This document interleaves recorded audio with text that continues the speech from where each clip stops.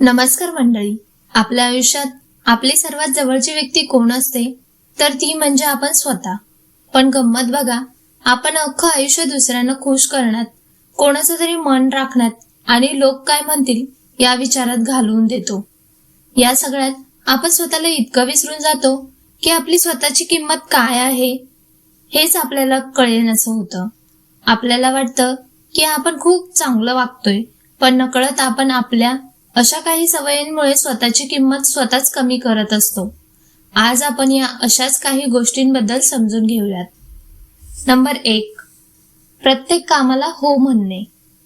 आपल्याला जी सवय लागली ना, ते कोणीही काहीही विचारलं तरी लगेच हो म्हणायची. ती कुठेतरी आता आपल्यालाच त्रास द्यायला लागलीये. आपल्याला वाटतंय की आपण मदत करतोय, समोरच्याचं मन जपतोय, पण खरं सांगू का, आपण जेवढं जास्त लोकांसाठी सहज उपलब्ध राहू ना, तेवढं लोकांना वाटायला लागतं की आपल्याला काही कामधंदा नाहीये आणि आपण रिकामेच आहोत. ज्या गोष्टीचा पुरवठा बाजारात जास्त असतो ना, त्याची किंमत नेहमीच कमी राहते. तसंच आपलं या होचं झालंय. तो इतका स्वस्त झालाय की लोकांना आता आपलं मोल उरलेलं नाही. कोणाला वाईट वाटेल म्हणून स्वतःला त्रास करून घेणं आता आपल्याला थांबवावं लागेल. कारण आपण जेव्हा स्वतःच्या वेळेचा आदर करत नाही, तेव्हा जग तरी आपला आदर का करेल? त्यामुळे आपण स्वतःला थोडं जपायला शिकूया.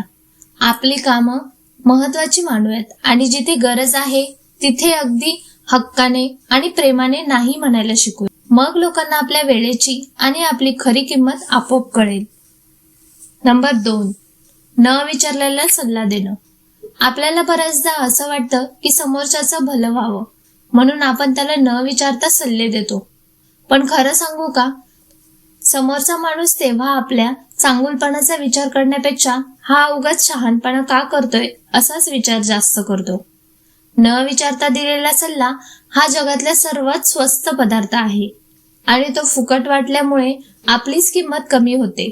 आपल्याला समोरच्याची काळजी असते हे खरंय, पण जोपर्यंत कोणी स्वतःहून विचारत नाही ना, तोपर्यंत आपली मतं मांडणं आपण टाळायला पाहिजे. आपले शब्द खूप मौल्यवान आहेत. ते उगाच कुठेही खर्च करण्यापेक्षा आपण ते राखून ठेवूयात. कारण जेव्हा आपण गरजेच्या वेळेस बोलू ना, तेव्हाच लोक आपलं बोलणं शांत राहून आणि गांभीर्याने ऐकतील. नाहीतर आपल्या शब्दाला काहीच वजन उरणार नाही. नंबर 3, सतत कोणाची तरी तक्रार करणे.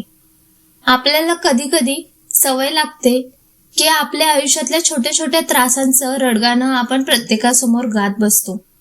पण खरं सांगू का, सतत तक्रार करणाऱ्या आणि रडणाऱ्या माणसासोबत राहायला कुणालाच आवडत नाही.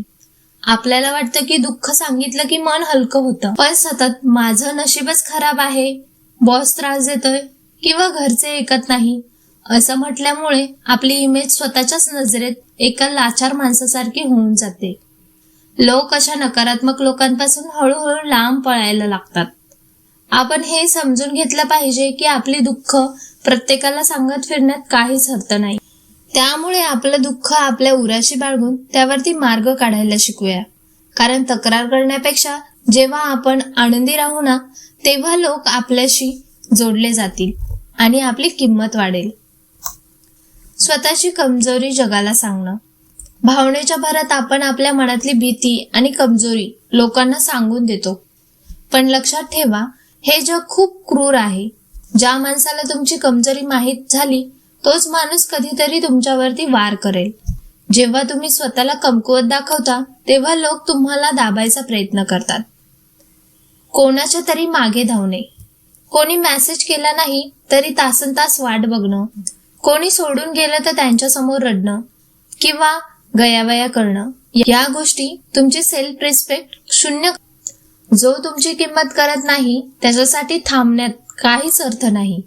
तुम्ही जितकं लोकांच्या मागे धावाल लोक तितकेच तुमच्यापासून लांब पळतील. स्वतःची उंची एवढी वाढवा की लोकांनी तुमच्यापर्यंत पोहोचण्याची धडपड केली पाहिजे. अतिस्पष्टीकरण देणं. तुम्ही एखादी गोष्ट का केली, का नाही केली, प्रत्येक गोष्टीचा खुलासा लोकांना देण्याची गरज नाही. जेव्हा तुम्ही खूप स्पष्टीकरण देता तेव्हा असं वाटतं की तुम्ही घाबरलेले आहात किंवा गुन्हेगार आहात. तुमची कृती तुमची ओळख असली पाहिजे. शब्द नाहीत जे तुम्हाला ओळखतात त्यांना स्पष्टीकरणाची गरज नसते, आणि जे तुम्हाला नाकारतात त्यांना तुमच्या स्पष्टीकरणावरती विश्वास नसतो. स्वतःची तुलना दुसऱ्यांशी करणे. आपल्याला खूप सवय असते की आपण उठल्या सुटल्या स्वतःला दुसऱ्याच्या तराजूत तोलत बसतो.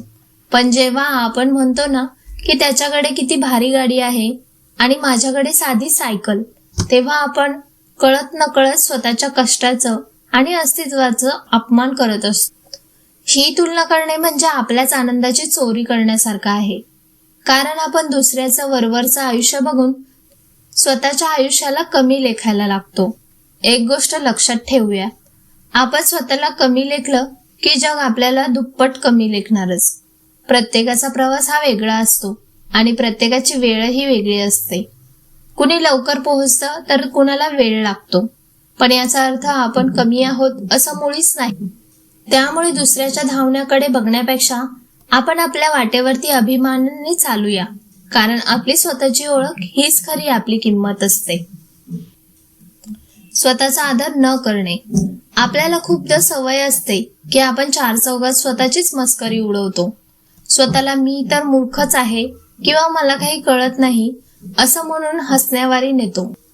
पण ही गोष्ट सुरुवातीला गमतीची वाटली तरी हळूहळू समोरचे लोक आपल्याला खरंच तसं समजायला लागतात.